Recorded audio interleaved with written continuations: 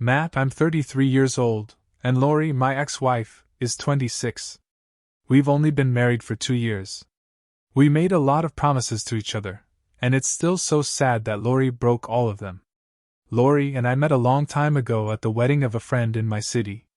It just so happened that we both came from the same state to attend the wedding. Lori was related to the bride, they were cousins. The groom was a good friend of mine from high school. I couldn't take my eyes off of her at the wedding, and I didn't know why. That was the start of our friendship. Before we got married, we went on dates for a year. As for our jobs, I was a data researcher and she was a nurse, so we were both making good money. At first, I thought that marrying Lori would be one of the best things that ever happened to me because our lives were so close to perfect. I never thought that Lori would break my heart. We worked together to find a way to fit everything into our busy days. When we were both at home, we did almost everything together. We ate, went to the bathroom, traveled, shopped, and more. Our love life was also great. She was great in bed. There were times when I really enjoyed being with her, so we decided not to have children for the first 2 years of our marriage. She thought it was a great idea. We didn't always get along. I had mood swings and days when I just wanted to be alone, but we didn't fight much. We knew what each other meant and did what we had to do at home. A fight between Lori and me only happened when I found out she was talking to a man who was flirting with her on Instagram. I was so mad. She said that the man seemed interested in one of her bikini shots. Even though she told him she was married, he still went after her. The man didn't make me mad, Lori did. For taking things that far with him. They even talked about sexual things, and she said she wasn't paying attention to what he said because she was just having fun with him. She blocked him when she saw how angry I was and knew I wouldn't believe any of her reasons. After that, we never fought over something like that again. Being strict and controlled was something I did all the time. If someone or something made me think about cheating on Lori, I immediately cut them off. I did this because I didn't want to hurt Lori or anyone else in that way after being cheated on before. It took me a while to get over it. At the same time, my dad had been sick for years with a disease that would kill him, so I went to see him twice a month. I also hired a personal nurse to take care of him, but his health kept getting worse. The second year of our marriage came and went. I went to see my dad one weekend, as I always do, and I didn't love how I met him. I thought I wasn't being a good kid enough. When I got home, I was so upset that I asked Lori if my dad could move in with us. I was an only child, so he didn't have anyone else to care for him. My mother also died 5 years ago from heart problems. Because of how sick he was, I thought it would be best for him to stay with his family. His health was also getting worse every day, and I wanted to spend those last days with him in case they were his last. We got Lori to agree to let my dad move in with us, which made me happy. It made me feel even better that she was a nurse and that she might be able to help take care of her grandfather. But a few days later, after giving it a lot of thought, I changed my mind. My dad moved in with us, and having him around made a few things different between Lori and me. I began to spend less time with Lori and more time with my dad. It's not like I forgot about her or something. I didn't. We still got together sometimes, but not as often as before. Someone had to feed, bathe, help my dad go to the bathroom, and do other things for him because of his situation. Because all of these things took time, I paid someone to help take care of my dad. Because I worked from home when my dad moved in with us, I was able to easily balance working and taking care of him. Lori was nice to my dad and tried to spend time with him for the first 4 weeks after he moved in with us. This made me happy in some way. But after a month, she changed how she felt about everything. She stopped paying attention to him and treated him like he was a leper. At first, I thought she was acting that way because she was always tired when she got home from work. I did notice, though, that she didn't care if my dad was home with us or not on her days off. Indeed, Lori would be at home watching TV or doing something on her phone on days when she didn't see or ask about him. She would then go out to hang out with her friends or see her family. I told her straight out that it was my problem to worry about my dad and not hers when her new attitude got out of hand. She also said that she didn't want him in the house anymore because he was spreading his illness, and she didn't like the way old people smelled. That's funny for someone who worked in a hospital. That was a surprise because I didn't think she would say that. I would be lying if I said that didn't make me sad. I had enough of her bad mood, and then she said our house smelled like medicine and dirt, as if that wasn't bad enough. She even said she didn't leave the hospital so her house would smell like a hospital when she got home. Consequently, she chose to spend more time outside with her coworkers and friends rather than coming home to me and my dad.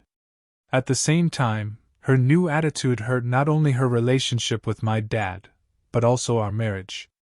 That must have been a hard time for you. Having an old sick person live with you wasn't easy. But I thought she would get it. I tried as hard as I could to take care of my dad, work, and our marriage for a while. Because I love Lori so much, I didn't want to lose my marriage while taking care of my dad. To be honest, I thought Lori was lying when she said she would be spending more time outside since my dad was there. After going out late, she would come home as late as 1 a.m., even though she was meant to be home by 7 p.m. That first time, she said something about going to a bar with her friends to drink. They got lost in time and stayed out late. It became more of a habit after that. She would not come home some nights, which was very annoying. She would say that she had to work extra hours to cover for a sick coworker if I asked her why she didn't go home. We fought more and more as she kept up her new way of life. At the smallest provocation, she became very rude, called me names, and said hurtful things. In front of my dad, she wouldn't always be afraid to start a fight. She also stopped cleaning the house, cooking, and doing the dishes every day. I was in charge of everything. She only slept at home some nights and left as early as 7 a.m. So bad did it get that she stopped bringing her friends and family over because, as she put it, she didn't want to give them my dad's disease. During this whole time, she came home one night to tell me she was leaving for a week-long holiday with her nurse friends, but I didn't agree with it. Even though it hurt me that our marriage was falling apart, she was more interested in spending a week with her friends. She still went on her trip, even though I was upset. I was very angry by the time she came back. It was clear that she wasn't the Lori I married after a week of not talking to me and sharing bikini photos, food photos, and photos of where she went on social media. It hurt me so much that she left me when I needed her support and company the most. Because I was mad, I told her to go back to where she came from.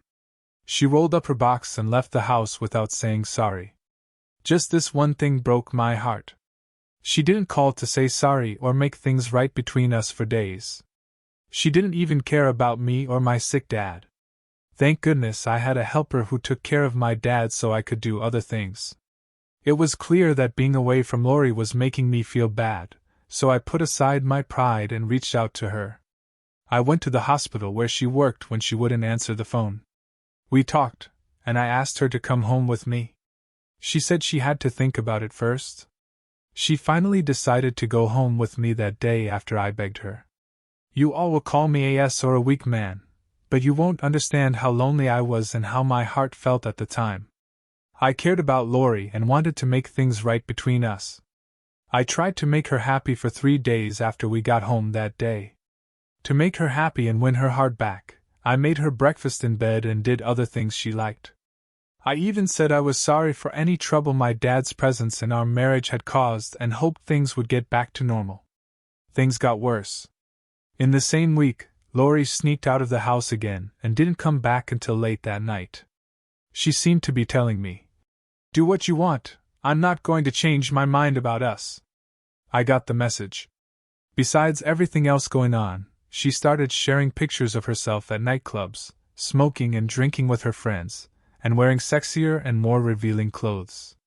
I thought our marriage was still worth saving even after all of this until I watched a video that changed my mind. While they were out drinking one night, one of her close single friends, who I also followed on Instagram, shared a video of them having fun as normal. It was her turn to record each person who was there with them. She caught Lori making out with a man while his left hand was in her skirt. At first, I thought my mind was making things up.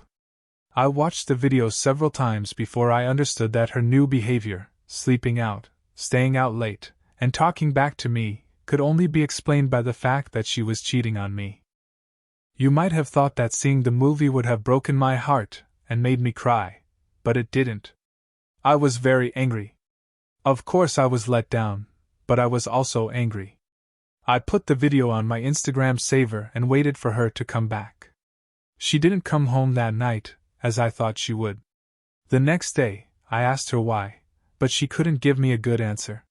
She just ignored me. I was sure she was taking a second look at me. That Lori was smart and good with words, and she could say she kissed her cheating partner while drunk. I knew I needed to find more proof, so I did. I used her fingerprint to get into her phone one night when she was sound asleep, and to my shock, I saw that she was on 3 different dating apps. She made a bunch of accounts and said she wanted to meet new people and have fun. I was really shocked when I saw this. It got even better when I found a WhatsApp group chat she was a part of. It was a group chat with 6 women, the same women she went on vacation with recently. It was funny that she was the only one of them who was married. Along with making fun of the guys they all slept with, they said mean things to each other in the group chat. As I read on, I learned that Lori slept with 2 guys in a week while she was on her fancy vacation. She even told them that her time with the guys was one of the best times she had done anything in bed. Because of what I saw on Lori's phone, I couldn't sleep all night. At my core, I wanted it to be a bad dream, but it was real. I told Lori about it when she woke up the next day and told her to go about her business as normal. She was mad that I looked through her phone without her permission. She wasn't sorry that she was cheating on me with other guys.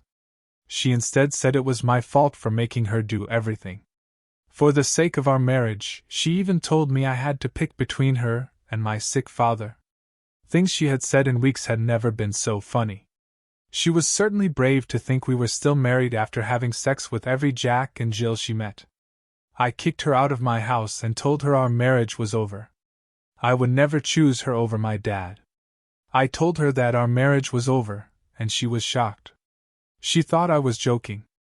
It took her a while to understand I wasn't just mad after I threw her stuff out of the house. In the 3 years we've known each other, she had never seen me so mad. As she asked, I told her to go back to her guys and have fun. After I left, she thought I would come back and beg her like I did before. I called the lawyer who will be handling our divorce case, and I'm so excited to be done with it. I'd value any advice you could give. Now for the first news. Hey everyone. Thanks for your thoughts. To be honest, I didn't think Lori's job would be linked to a high rate of cheating when I married her. No, I'm not saying that all nurses are dishonest.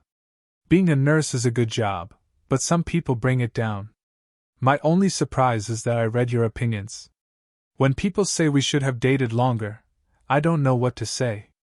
I thought that 1 year of dating was enough. We loved each other, so I didn't think she would cheat on me like that. If my dad needed care, I don't think it was my fault. It was fine for him to move in with us because I know Lori and I would make him feel at home, just like I would have for any of her parents. That's why I did what all sons would do. The divorce papers were sent to her by my lawyer last week. She's been calling my phone a lot since then. She didn't call or text me at all in the 3 weeks before she was served. We got divorced though, and she sent me a lot of texts. When I called her back 2 days ago, she was crying on the other end. In her words, she didn't want things to end this way. She did everything she did because she wanted to find out more, not to hurt me. I ended the call because I didn't want to hear any more of her nonsense. While Lori wasn't cheating on me, she ignored my sick dad and told me straight out that it wasn't her job to think about him. That hurt me. I don't think that getting a divorce will hurt her as much as it hurts me. I have a great plan for getting back at them. Adriana is one of Lori's best friends, and I've been talking to her lately. She was the one who shared the Instagram live video. Adriana came to my house last night to help me take care of my dad. We shared a bed because it was her day off. Lori won't like how close her best friend and I are becoming. I don't know if I'm moving too quickly. I know I'll be judged and called sick every day, but you know what? It doesn't bother me. The position I'm in is hard to explain. Not only did my wife cheat on me with other men, but my dad is about to die. What can I do to stay sane? Some part of me wants to snap a pic of us in bed together and send it to Lori right away, but that would be silly, right? I told Lori's family that we were getting a divorce, and I didn't forget to tell them what a *** Lori is. When I told her mother the news, she was so upset that she asked if we could make things better. She talked a lot about marriage and tough love, but I'm not going to put up with *__. I'd rather not be with anyone. Now Lori knows what it's like to always have to deal with her parents' sadness. I never thought there would be a time when I had to share my story on this stage. In this case, Lori has refused to sign the divorce forms. I will let you know when she does. Now for the second news. Hey everyone. Thanks for your thoughts. To begin, I want to make it clear that I'm not using Adriana, Lori's friend, as a replacement. I've always liked her, but I keep to myself so much that I couldn't do anything because of Lori. I know what's good for me now that I'm an adult. Right now, we're just close friends who enjoy each other's company and respect each other. Lori called me 3 weeks ago after seeing a picture of me and Adriana that I had shared on Facebook. If I didn't answer her calls, she left voicemails telling me that she knew I was hanging out with her friend to get back at her, and it was working. She begged me once more and promised to change. Her folks were giving her a hard time, and she missed having a boyfriend at home. She was also sick of one-night stands. I knew she was just trying to get me to fall in love with her again, but it wasn't working. When she was done crying on the phone, she told me she was ready to start over and remember all the promises we had made to each other. I got sick of her calling my voicemail all the time, so I asked my lawyer to remember her to sign the divorce papers. After my lawyer sent her the notice, she showed up at my house the next day without telling me. It was too bad that Adriana was at home with me that morning. Lori tried to fight her and make a scene when she saw her. I was mad that she was making the neighbors peace, so I told her to leave. It was funny that she said she wasn't going because we were still married and she could stay at my house. I thought it was crazy. It got so bad that she tried to get me to take her back, but I told her straight out that I'd rather die alone or spend the rest of my life with her friend. Lori got mad when she heard that. She grabbed the divorce papers from her bag, signed them, threw them at me, and stormed out of the house. I'm glad she's no longer in my life. To be honest, I wish her a terrible life because of the scene Lori made and her attempt to hurt Adriana literally. I put in for a protection order against her in case she plans to attack us again.